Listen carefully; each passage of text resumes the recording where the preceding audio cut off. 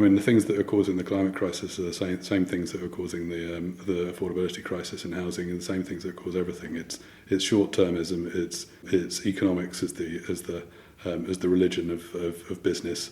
It's growth.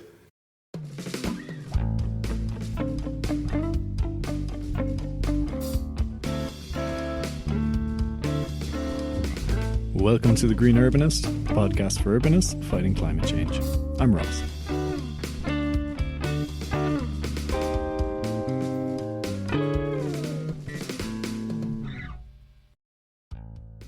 Hello everyone. Welcome back to The Green Urbanist podcast. Ross here. On a cool August evening a couple of weeks ago, I had the pleasure of going out to Croydon in South London, and it really was a pleasure because I got to sit down with Steve Sanham of Common Projects, who is the guest of today's episode. So Steve is a developer who works in the property industry. Why am I talking to someone from the property industry about sustainability on this podcast? You might be thinking, but Steve is different. Steve established his company Common Projects in 2021. They're a development company led by a purpose to put people and planet at the heart of its decision making. Steve himself has an extensive and proven track record in the built environment, specialising in urban regeneration and in using development's power to deliver better outcomes. Common Projects finances and delivers complex and game-changing development projects in London and the South East with a strong focus on sustainability and social outcomes. In this episode, we talk about his sort of philosophy, his approach, and his thoughts to using property development and housing development as a way of answering some of the challenges of our time around climate change and the housing crisis. We also get a lot into detail on two of his projects in particular. One is the redevelopment of a 1960s utopian complex in Croydon, which is where we held the interview. That is called Zodiac Court, and they're really transforming that in a retrofit approach into a community-facing housing scheme, retaining and enhancing the original buildings alongside an upcycled community pavilion and garden. They're putting a new public space out the front of it. They're doing loads of really interesting things. So we had the conversation right there in Zodiac Court. In this episode, we just sit down and do a sort of a traditional conversation. But in part 2 of this podcast, which is coming out soon, he actually gives me a tour of the construction site, essentially. That doesn't sound very interesting, but actually the recording is really nice. If you're in any way interested in the technicalities and the sort of the surprises and the details and all the intrigue that goes into taking a building from the 1960s, stripping it down and then trying to make it into a modern and, contemporary place to live with a high quality of life, that part 2 episode will be really of interest to you, because we get really into the details of all the intricacies involved in doing a project like this. That part 2 episode will only be available on my Substack blog, which is greenurbanist.substack.com. And in fact, there is a companion blog post to this episode, the part 1, up there now, so you can go and see images and CGIs of the projects we're talking about. You can also enter your email address and get on the newsletter list so you get notified when part 2 comes out. Also joining us on this conversation is Rosie Cade, who's director of Elizabeth, a strategic communications practice for the built environment. Rosie actually set up the conversation between me and Steve. She came along, I think, just to listen in to the conversation, but as I discovered quite quickly, Rosie is a natural podcast host, so I gave her a microphone as well. I'm glad I did, because she asked some really good questions. Okay, that's it for now. Thank you so much for listening, and I hope you enjoy this episode with Steve, and watch out for part 2. Steve, do you want to give us an introduction to who you are and what you do? Yeah, thank you. It's really great being here, and I've been sort of looking forward to this podcast, but also slightly nervous about this podcast because I've never done one before. But yeah, so I'm Steve Sanham, co-founder of Common Projects, and a developer, and we are developers, but we're interested in more than just creating units for sale or for rent. We're interested in placemaking. Lots of developers say that, though, don't they? but we're interested in people as well. So we're interested in getting under the skin of areas, meeting people, understanding who they are, understanding what they've been through, understanding where they've been, understanding what the pressures are on their lives, understanding how a development might fit into their daily circumstance, and working with local people to ensure that that developments sit as well as they possibly can within an area. And we're also really interested in environmental efficiency, in sustainability, in carbon counting, in telling a really, really strong and honest story about the environment and about the impact of what we do, about what impact that has on the environment in an honest way, not in a we're going to hide behind some kind of weird, unqualified net zero kind of pledge, which nobody really understands. It's here we go. We built something. There was carbon involved. There's always carbon involved. This is what it's created. This is how we tried to mitigate it. This is what we've avoided. And a big part of that is by reusing existing buildings. Not everything we do is reusing existing buildings, but reusing existing buildings is a bloody good start. Everything that's in this building that we're sat in, the Zodiac Court, has contributed to the climate crisis that we're in today. Knocking it down would be a bloody stupid idea, given the state of the world, given the 3 top headlines on the BBC News that I was watching the other day were all about flooding in Korea, heat waves across Europe. I can't remember what the third one was, but it was so bloody... I was nearly in tears watching the BBC News. And we need to be being a bit more honest about what we're doing in our day-to-day activities if we're going to have any impact at all on mitigating that and or preparing for a future which is going to be different. Because it is. Yeah. We ain't going to stop it. We might be able to slow it down, but we need to prepare for what's next as well. So that's what we're about. Excellent. You've touched on a few things there of like this thing of the kind of age we live in terms of climate crisis, biodiversity crisis, but also housing crisis and inequality and those sort of, contemporary issues within a major city like London. How do you, and often it feels like developers are seen as the villains in many of those stories. So like, how do you as a developer approach that from a positive way in your philosophy, I guess? It's very difficult. Everything's all interconnected though, isn't it? I mean, the things that are causing the climate crisis are the same things that are causing the affordability crisis in housing, and the same things that cause everything. It's short-termism. It's economics as the religion of business. It's growth, and nothing else. And I think I'm under no illusion that as a relatively small development company that doesn't really have any intention of becoming a massive development company, we have a limited impact. But I think if all of us doing what we're doing can try and be slightly more engaged with the impact of what we're doing, slightly more honest with the output of what we're doing, and share that with as many people as possible, then we stand a chance of creating some change. And I think, there are ways of doing that. I've forgotten what the original question is that you asked me. That's basically on track. But the housing affordability crisis is a massive thing in this country, and the affordability crisis is a crisis. It's not that, and I used this line the other day in something. It's not that Johnny can't quite afford the flat that he really wants to afford to buy. It's the single mother with 3 children in tow who turns up to the local authority front desk with all their worldly possessions in a black plastic bag, who's got nowhere to go. And that is becoming more and more prevalent in society, definitely more and more prevalent in London. It's utterly terrifying in this day and age. And those are the sorts of things that we're interested in trying to create solutions for. And alongside that, you have to do stuff that also makes money in order to cross-subsidise the provision of solutions to that. So I think we've set out on a course that's significantly more complicated than a lot of developers might want to set out on. But as a business, we want to try and solve some of those social issues. Otherwise, we'll get to our later years as individuals and feel that we haven't quite done what we should have done. And I don't want to be in that place.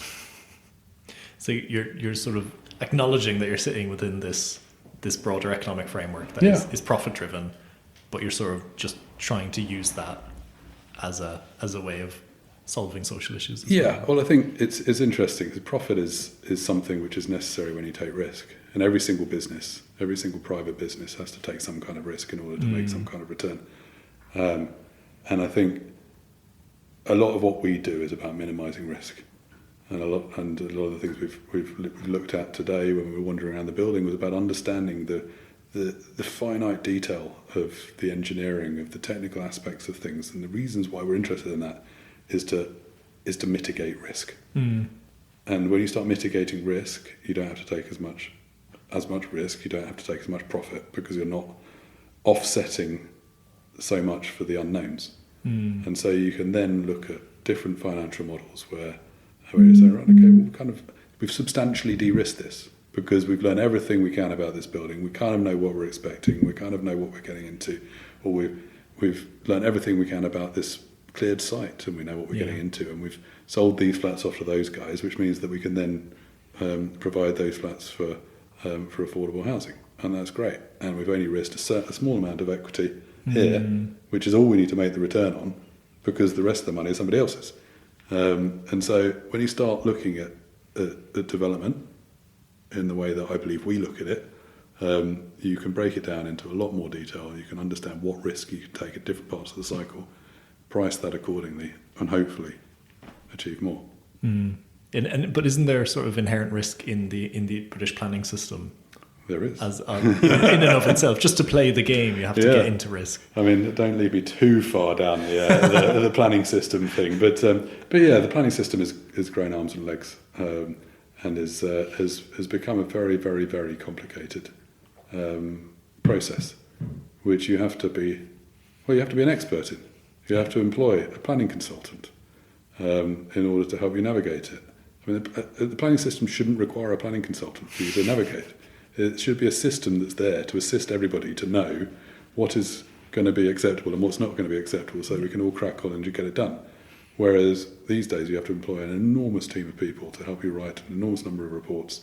And the money that you spend on that, and the time that you spend on that, the social value, the things you could do with that money. The report, I had to pay somebody £8,000 with a specially trained nose to wander around one of our sites and smell for potential smells that might affect the future inhabitants of our scheme and write a report. Like, who's going to read that? Who's going to take it seriously? And what could I have done with that £8,000? It's just extraordinary. It just Anyway. As I say, don't get me started. But we're working within it, and we still get there. Yeah. But we've had to become quite good at planning. I wish we didn't have to be so good at planning.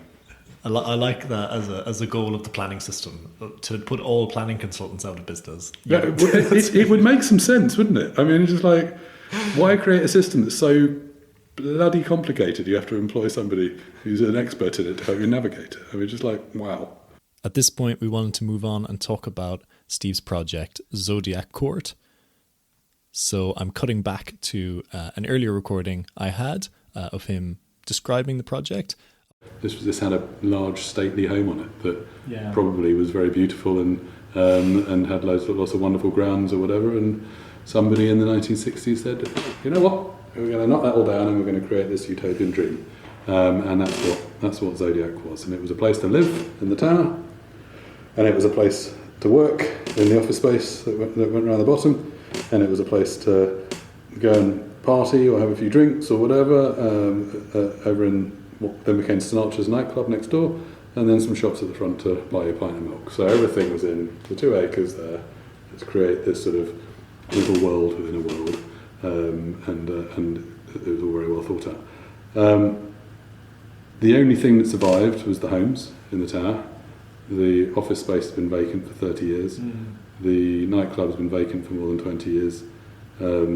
there was a petrol station on the front that moved out in the 80s, and it didn't really survive in its original incarnation once the initial occupiers moved out.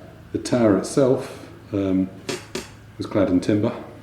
Was it? Yeah. Oh. So we spent the last 2 years removing all the timber cladding, completely renewing the entire cladding system on the tower, working with the Building Safety Fund, central government to do that. And that's while people were all living in there. So the people own those flats completely separately to us. And also it was a tower that didn't have any fire stopping in it either. So 60 years of occupation with people going, okay, I've invented the telephone or the something, I'll just poke that wire through and create somewhere for fire to propagate through the building. So when we started off with that, none of the fire doors worked, none of the fire stopping was in. It was extraordinary, and we've gone through the entire building, replaced every single door in the whole thing, fire stopped the whole thing, top to bottom, reclad it. That's the tower, nearly done. Some paint to be done on the facade, which we'll sort out, but apart from that, that's done. And now we're on with converting the 30-year vacant office space at the bottom, which we're going to have a look at in a minute, into 78 new homes, and we're going to also have a look in some of the retail space there, which will front this new public square, which we're currently in for planning with the council on at the moment, which will be the new Broad Green Common. So this will be the new green for Broad Green, and it will create a focal point for this area that it hasn't got. We've been around Zodiac Court here, but can you tell us, I suppose, a little bit about your why you took on this project, which was such a difficult site to do, and what was the sort of vision behind it? Well, it's a question I ask myself most days, to be honest. Exactly. Yeah, I mean, it is an extraordinary building that's become a bit of an obsession. Yeah, I'm not going to lie. But I think it's a building that there just aren't buildings like this in London. You know, buildings that have been vacant for 30 years in London, that are 19 minutes by train outside of London Bridge. I mean, it's just, what is going on there? And then you start digging around into the reasons for it and the reasons why this area has sort of come down over the years, and the fact that that this building was owned since I think the 90s by Isle of Man based SPV, some guys who had some money who just wanted to put it into something. They pulled it out of administration back in those days, and it's just kind of like it just sat there. And then you look at the history of the area and you wonder why is it it's a little bit sort of sorry for itself around here, and why are the streets a bit dirtier and everything's a bit kind of grubbier maybe, and I'm saying that in a way that would be acknowledged by most people around here. I'm not saying that as an outsider looking in and going, oh, it's a bit grubby. People around here feel that it's a bit grubby. And it stems back to the 2011 riots and the disquiet of young people, especially in areas like this. And this was the centre in South London of the 2011 riots. And when we go back outside, I will point to some gaps in the street frontage, which you might not have seen, that are still there from where buildings were set fire to and they were destroyed 12 years ago. Wow. And that scar is still there on the people in this local area. Yeah. And there's been all sorts of things where Boris said, oh, right, okay, we'll give some money to local areas and they can plant some new trees in their streets. And yeah, great, but it doesn't really do anything other than scratch the very surface of the underlying issues. And so you look at all of those, and then you look at the fundamentals of the site in terms of its proximity to central London, its proximity to loads of employment, its the chimney pots everywhere, the existing community, the full shops all the way down London Road, and you go, right, okay, something doesn't work here, something doesn't quite match up, and you kind of know that it, with some kind of imagination, some kind of heart, some kind of soul, some kind of creative approach, that you can do something great here, and we will. That's what got you to. That's what got us into it. And as I say, sometimes I wish I hadn't. And also, it was in Peep Show as well, so everybody knows it as a building. Mark and Jeremy lived in flat 5 upstairs, which is just brilliant. And it's hilarious, and it does actually get people down here because they come down and they look up the building and try and spot Mark and Jeremy. It could be a pilgrimage for TV fans. Yeah. See if you can find them in the CGI. I will. Yeah. I said when I arrived here, I sent a photo to my brother, and he just immediately, like within 30 seconds, he replied. He said, "Peep show." Oh, peep show. Yeah. It was extraordinary. But again, why was it picked by the creators of Peep Show? Because it was a bit grotty. Yeah. And it was just kind of like these two losers living in this pretty downtrodden building in a grotty road in Croydon, being called Clean Shirt, and it's just and that's what we've got to come back from. Well, it's interesting because you mentioned a couple of times as we were walking around that this was like the modernist utopian vision of what a neighborhood or a future place would be, and then that's very well almost within a couple of decades turned into a dystopia in many of these sort of estates. Or these sorts of developments, and now we're trying to. Many of them have been demolished, or now they're being sort of reimagined as something else. So that's like a lot of. I don't know. It's almost like a bit of a poison chalice, isn't it? It's like, do you try to be utopian again, or do you just try and like? It's an interesting question, and it's it's one of those things that. You can have a good think about it. You can have a good think about why they were trying to create this new utopia and what they were moving on from. And you look back at sort of the history of architecture and the history of where things have moved in architecture, and people moving away from building buildings that look like Roman palaces and trying to discover this new architecture and what could this new architecture be and how could this new architecture save society. And we now want the new architecture to answer all of society's questions and then keep on pushing, and where do you get to? And maybe sometimes it was all a bit overthought. But I always have the philosophy of you can't blame a building. Yeah. And people often go, well, it's the wrong building. They shouldn't have built that building, and it's the building's fault, so we need to demolish it. But you can't blame a building. It's made out of concrete and bricks and a bit of glass. You can't apportion blame to any building. It's not capable of taking it on. So we've got what we've got, and for many, many, many reasons, carbon, societal, trauma, joy, we should be trying to work out how to reuse what we've got. Yeah, it's interesting, and many of these sort of era of buildings have been listed now. They've sort of been seen as actually they are very special. Yeah, but they're listed for the thought that went into them. That's my view anyway. Because you look at the buildings that are listed, and you just go, are they fit for purpose? Well, some of them are, some of them aren't. But the thought that had gone in, the shift in psyche from what had come before to what they are, was just it's seismic. And so of course we've got to maintain them and try and work out a future use for them. So you're putting in, so there's a residential tower that is people are still living in, and you were talking about you've done a lot of work on that. There's and then there's an office which is empty. Yep.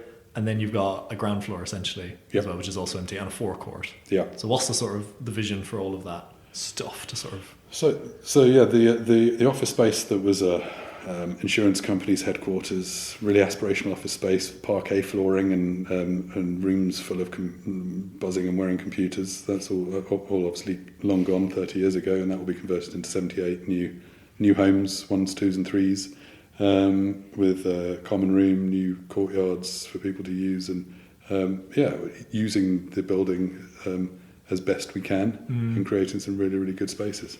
Then the ground floor space, we're reworking some of the existing retail units. The Honda garage, which people would have seen in Peep Show, will be something new, all fronting a new public square. So the space out the front of the building is in an interesting 1960s kind of probably look good on paper kind of way, is set back from London Road by good 20 metres or something like that. And that originally held the forecourt of the petrol station, and then a whole sort of tumbleweed, windswept entrance to the residential block. And we've looked at all sorts of ways of, can we build some more flats there? Can we do this? Can we do that? And we came all the way around, full circle.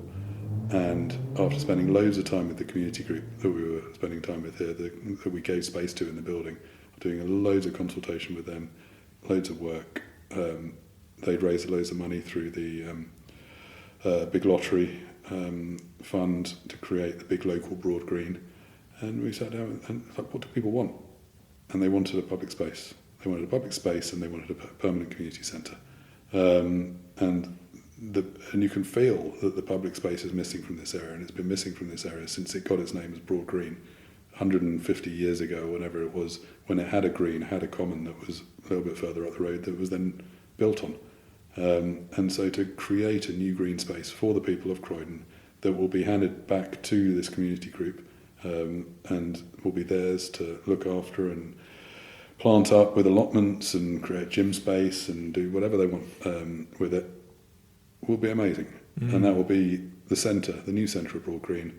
The retail space will open out onto that. People will know where they are when they are there, rather than just this sort of endless street of, well, just another street in London. And it'll be really special. And there'll be a permanent community centre with a little coffee shop there and all sorts of things, which you've seen out the front. It'll be a bit of a transformation. What's the arrangements in terms of sort of stewardship and giving the community that sort of power to influence it? How does that work in practice? In terms of long-term stewardship. Yeah. So the approach that we've taken here is that we will we'll submit the planning application, design it all up, get it all built, and then they have raised some money to go into that, which will both be some capital for the community centre, but some ongoing funding. I say it's some money, it's only a fraction of what it's going to cost to build, but anyway.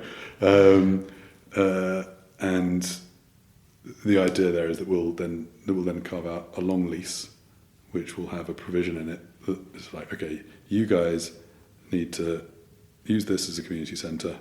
You get all of the public space there to use for whatever you want for the community, but you need to look after it.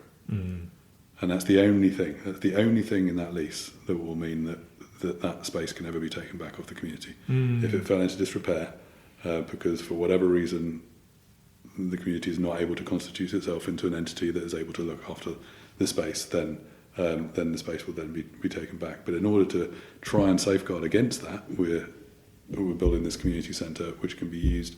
We'll have a coffee shop in it. We'll have ways of creating revenue which can then be used for the maintenance of that space. So it's not like we're loading up the community with a burden, a liability. We're trying to package up something that is a sustainable entity for a community group to set itself up and run. So that's the idea in terms of long-term stewardship, and it will be the old-fashioned common. People won't be grazing their sheep on it. They'll be doing something else, but hopefully wholesome. Yeah, well, that's what a common was. It was owned in common Absolutely. with everyone around it. So it's perfectly fitting that. It's funny how we've called ourselves that, isn't it? Exactly. It's all full circle. Yes, almost like it was meant to be. Can we talk a little bit about your Wandsworth master plan? Yep. In sort of general terms, I suppose, and just because that sounded really interesting when we spoke. Yeah. So the other part of what we're doing as well as reusing buildings is trying to unlock some of the more complex sites that have been sitting around for a while in London. Wandsworth is one of those. It's a former gas holder site. Lots of existing gas infrastructure still on site that needs to be sorted out. There was a gas holder there. It's just to the north of the Ram Brewery, for anybody who knows where that is that's listening. What we started with was a 67-metre diameter, 12-metre deep hole in the ground, lined with concrete, built in the 1950s. So it was relatively uncontaminated in that area, because it was lined with concrete and well built. But and then the rest of the site had a former canal running through it, which was used to serve the whole of the Ram Brewery and all sorts of things, going back a couple hundred years, which is full of all sorts of God knows what. And then a beautiful river called the Wandle, which goes all the way down to just around the corner from here, actually, in Croydon. You can walk the full length of it. So just a really, really interesting site. The last piece in the puzzle for Wandsworth Town Centre has sat there forever because it's just bloody complicated. It takes a lot of piecing together. We managed to piece it together. We've got a planning application in at the moment with the council for 650 homes there across a variety of buildings. The centre of it will be this building that will sit on top of the old gas holder base, reusing the gas holder base, retaining that concrete in there, which has the equivalent of 100 homes worth of embodied carbon in it already. Creating a double basement in there to contain some really cool things. 2-screen cinema for the local independent cinema in there, a load of music performance space and all sorts of really cool stuff. And then everything upstairs will be homes for older people, so senior living. Okay. And then the rest of the site will be one building with some open market sale flats, and the rest of it will be affordable housing, 35% affordable housing. So out of the 646 homes across the whole site, 184 of them will be for sale, and everything else will be senior living or affordable housing. And I think there's two big things about that site, apart from all of the cool eco stuff we're doing, which we can talk about if you like. One is that we've had a real think about who might live there, rather than just going, we're going to chuck in an application for 650 flats and then we're going to go and sell them all in a hotel room in Hong Kong to whoever turns up. We've had a think about who they're going to be. There's 184 of them are going to go on the market. The rest of them we know exactly who's going to live in there, which is a big step, I think. The other thing is the work that we've done there with the local community and the local music community. And Wandsworth Town Centre, who knew? The centre of music for South West London. The Rolling Stones had their offices just down the road. I've been in there. It's brilliant. There's a basket by the door. They still get posts for Mick Jagger. It's awesome. But Adele has her record label there. Domino Records are our neighbours. Oh, wow. Domino Records cleaned up in the Brit Awards, and that's great. But people don't know about this, which is kind of cool, and we don't want to really yell about it. But there's a really great music charity there called Neco Music Trust, who work with kids off the local estates around there, who are running programs on our site at the moment, bringing in, funded by the GLA, bringing in kids from all over London, and giving them an idea of how they might enter the music industry. They all want to get into music. They want to make music. They want to perform. They want to put on gigs. They want to do this, that, and the other. But it's such an opaque industry that nobody knows how to do it. So they're doing that on site. And the intention is that they will be incubated there while we're fiddling around through a 3-year planning process full of sniff tests. And then we will put them into the future scheme as effectively the anchor of that scheme. So people will always know where they are when they're in that scheme. There's a lot of other schemes in London where you could go and you have no idea where you are. You could be anywhere. But people will always know where they are, and there'll be stuff going on, and there'll be people making music, and there'll be people performing, and it'll just be great. Yeah. So that's what we're doing there. And then on the eco side, we're doing all sorts of stuff. It's stuff I can't talk about, but it's so cool. It's so good you can't talk about it. I know, it is. It's like really, really groundbreaking energy stuff. But I mean, the baseline scheme there is that we are going to build one of the largest air source heat pump powered energy centres in London to deliver all of the heating and hot water to the scheme from this centralised energy centre that will be in the base of the old gas holder that for decades has stored a polluting material, which is just a wonderful story. But we're going to move that on also to another level, which I can't talk about. But yeah, the idea is that it's going to be what we call zero carbon ready. We're not going to sit here and say it's a net zero scheme, because the world and the country isn't ready for it, and the electricity network is not completely decarbonised. Yeah. And so, but if everything else lines up, that scheme can be zero carbon. Yeah. But we're not in control of all the sliders. So yeah, that's exciting. We'll be hopefully a planning committee in September, October, and then off we go from there. I love that. I mean, I think the stuff around the music is like, I don't know how that sounds to people who are listening, but like for me, I'm a musician, and if I had that as a teenager, that would have been transformational, because it's like, it's so hard to find practice space. You know, you might live far away from where your friends are who also play instruments. You need to find someone who has some drums. Like, all this stuff it's actually really hard to get a band together, particularly in a city like London, where everything is so spread out and expensive, you know. So amazing. and it has so much impact on it's noise, but it's good noise. It's vibe, it's people, it's happy people doing cool things. That it will just make a place having all of that, and people will then want to live there. Yeah, because people like living around people that they wish they were brave enough to be. As long as it's well soundproofed. It will be. But yeah, I mean, a lot of it will be buried in the base of an old gas holder. Concrete. Fantastic. But good fun. I had a couple of other things on my list, which was, we've talked a little bit about your approach to funding, financing, and that thing of like how you make projects happen where others have failed. And I think you've said that's a lot about de-risking, isn't it? You had a good story last time we spoke about trying to propose a building with CLT, and that sort of difficult process of de-risking that, which is people think of timber and they instantly think fire. Yep. So how did you sort of get around that? Because I think that's quite an interesting I think it is interesting, and it's an ongoing battle. Yes, people think of timber and they think of fire, and timber burns. There's no escaping from that, but you have to look at the performance of timber in a fire, and you have to look at what actually happens in that situation to realise that it's not that much of a risk in a completed building.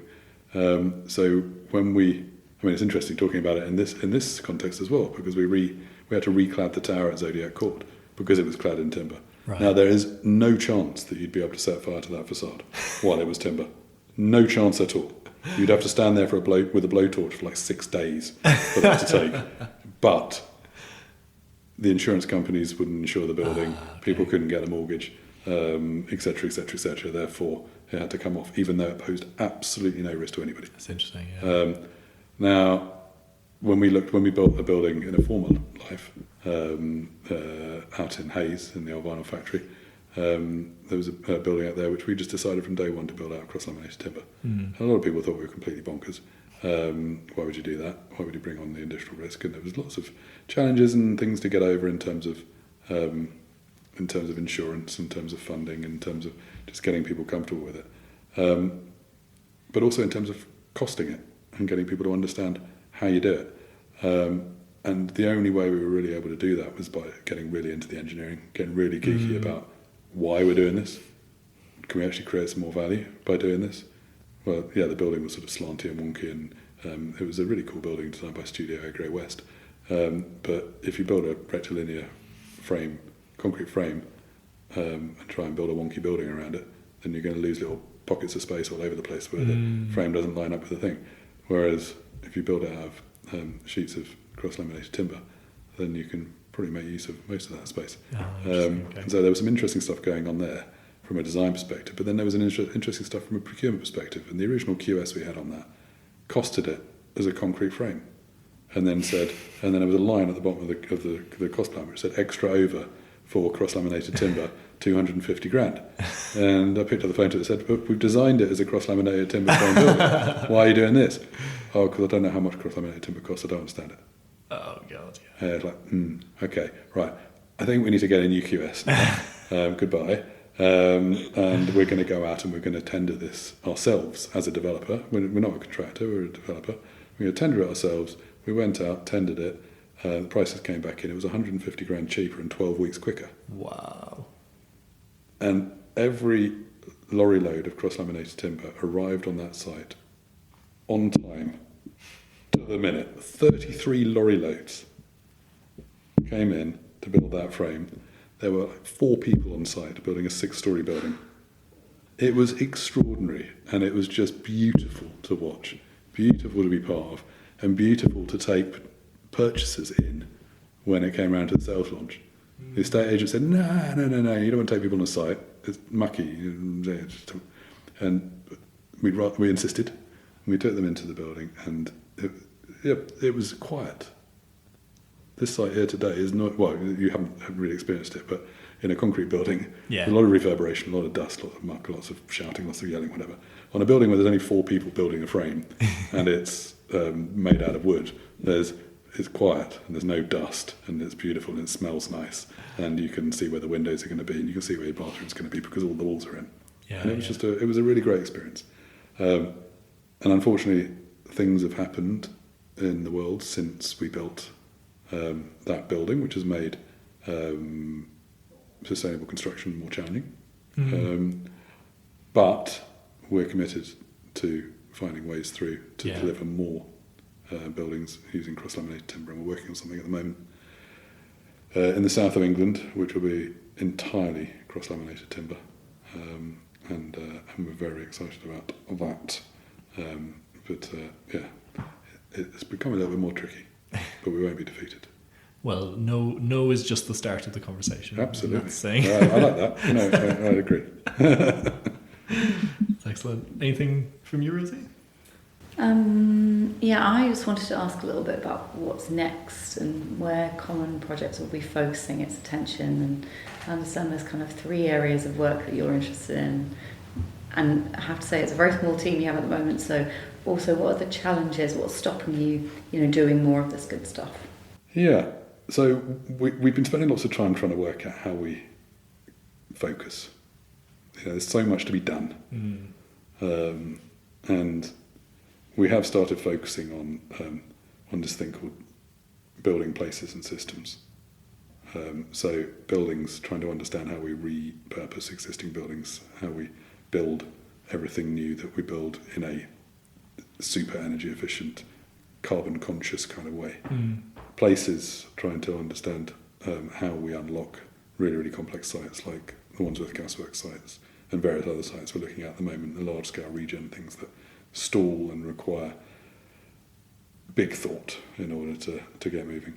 And then systems, just looking at the systems that have screwed up society, and the problems we have, and trying to devote a third of our time to thinking about stuff rather than doing, which is the thing that I often feel has kind of overtaken me on a personal level over the last however many years of my career.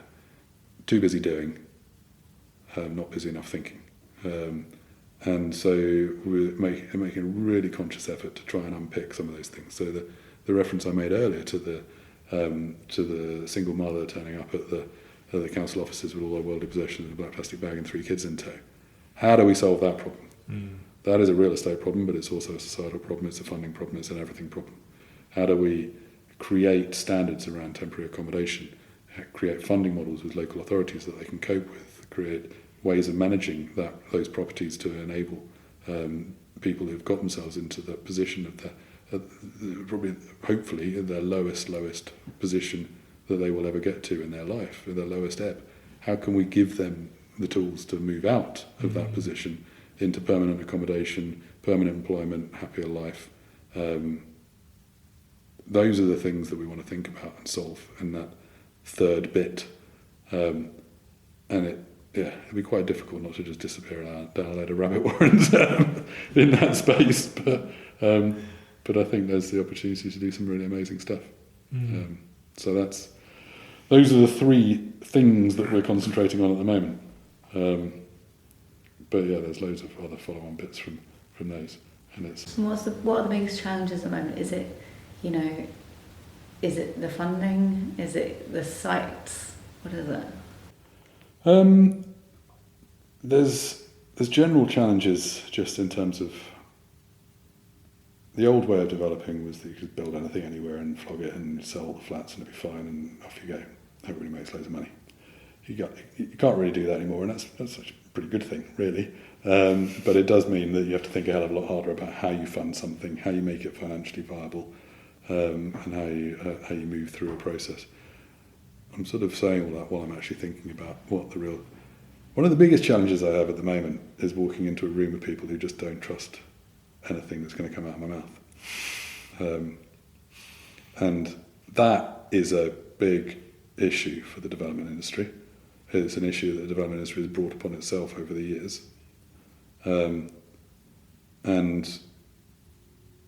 But we're an industry that can do so much good for society if we get it right. But we need to be a lot more conscious about what people think of us as an industry. It'd be quite nice if occasionally, as good developers, you got a few brownie points for doing the right thing as well, and people remembered some of those things. That is one of the biggest challenges. You know, you go and say, I want to build a community centre in a new public square. People from the council sort of look at you like, what's he really up to? It's like, nothing, just want to build a new public square in a community centre. And you go and reclad a building that has massive fire issues. Yeah. And you have leaseholders sort of going, well, this is going to cost us a fortune. What are you doing? Where are you making money out of this? What are you doing? Like, we're doing it because, like, I don't know, if this building catches fire, then there's going to be some real issues. Yeah? And we have the knowledge to be able to do this. So just cut us a break. Anyway, I don't want people to feel sorry for us, because they shouldn't. But yeah, it'd be quite nice to be able to move past that. I've heard that so Quite much quickly. recently of like, as you say, like developers who are trying to do something outside of what is usually expected of them, and they get extra scrutiny because of that. Whereas if you just came in and was like the standard developer, did a bog standard scheme, everyone would be like, oh yeah, that's just the way. Yeah, well, that's just what we expect from them. So, yeah, exactly. So yeah, and it would be so much easier. It'd be so much easier just to do the usual thing. Yeah. But yeah, no.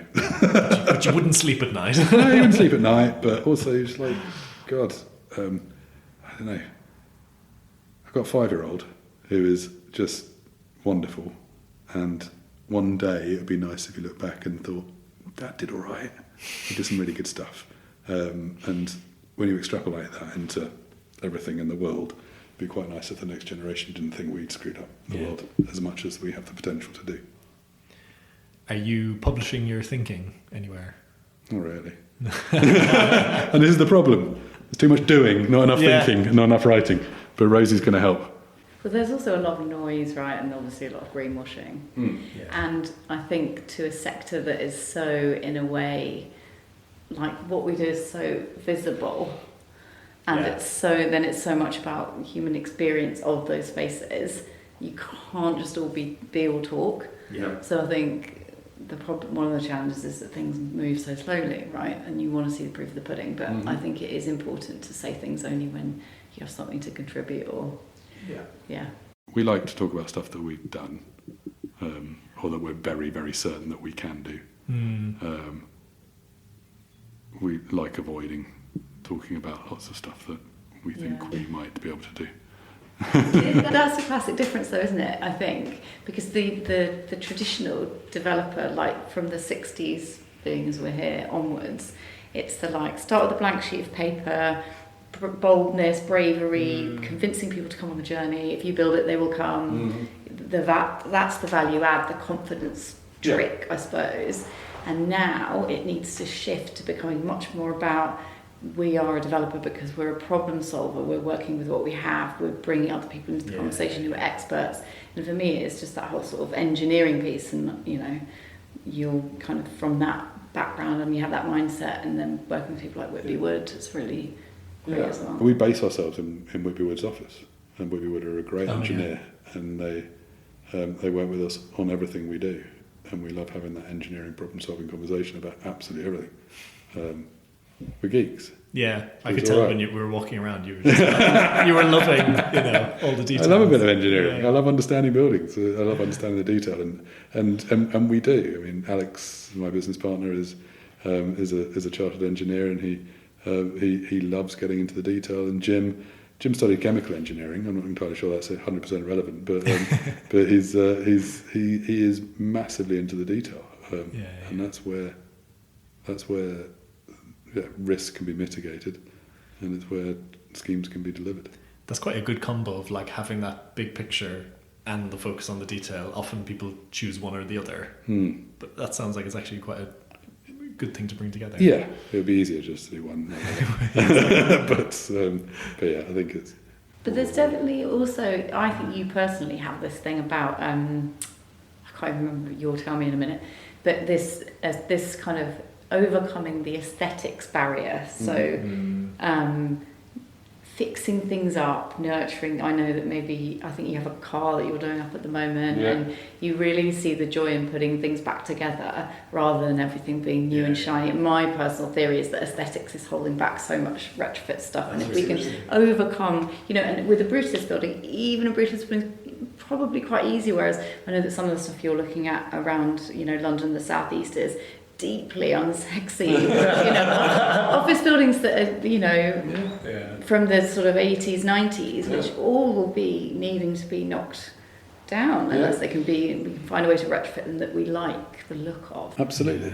But it's liking the look of, bringing it back into meaningful use, finding a purpose for the stuff that we've got. We've got enough buildings in this country, pretty much, give or take. We need to find new uses for them, and I think you'll kill me for raising this, but there's this thing that I've been reading about, quite like Japanese culture. I'm learning Japanese at the moment.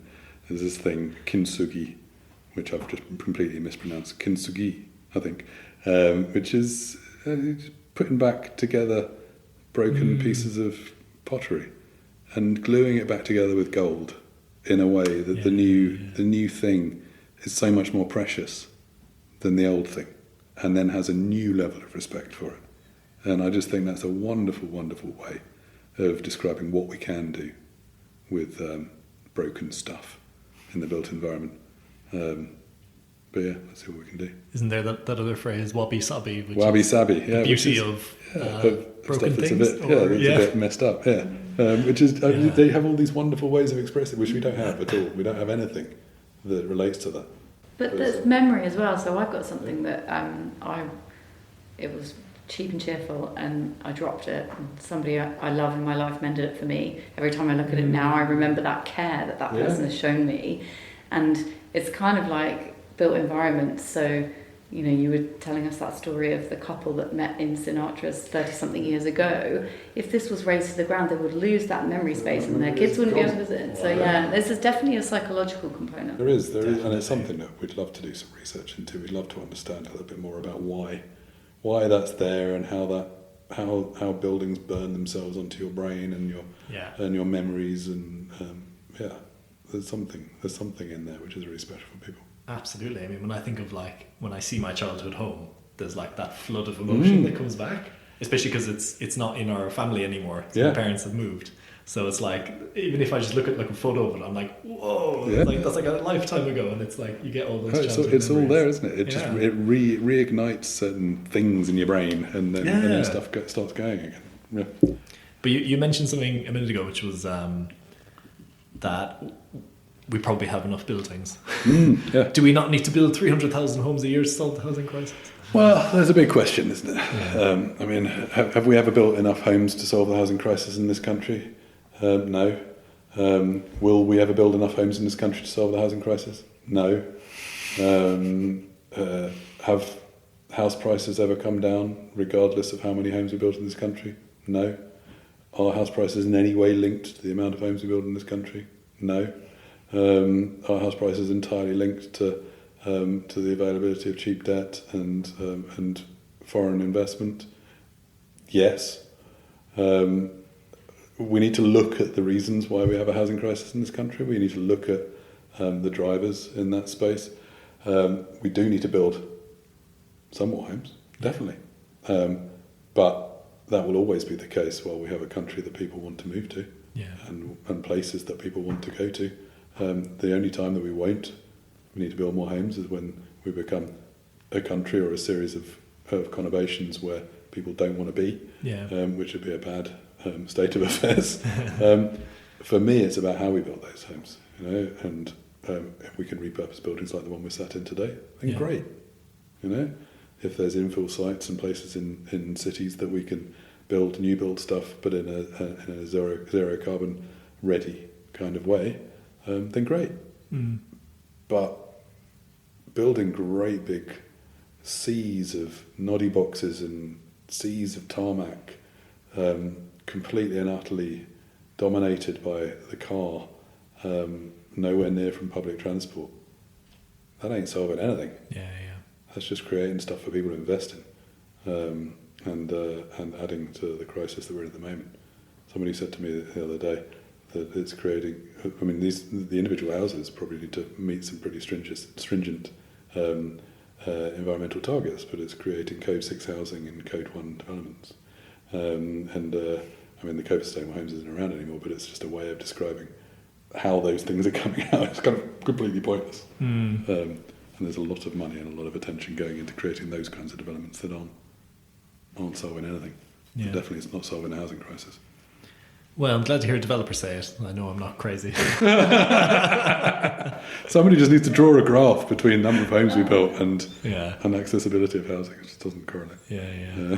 There is a great graph that I shared on LinkedIn a while ago, which was like the number of market delivered homes and the number of homes delivered by the public sector, so by councils, traced back to like 1950, and you can see these two great, areas, and then Thatcher 1980s, the council built homes just dropped, and the market homes stays pretty much the same. We haven't we're still building the same number of homes as we built in the 70s or 80s, but we've just stopped building any affordable homes. Yeah, so it's like, and of course a lot of the affordable homes were lost through right to buy. Yeah. But also we've created a two-tier housing market completely, where those who have can buy and those who have not don't stand a chance. And that is something we can't control.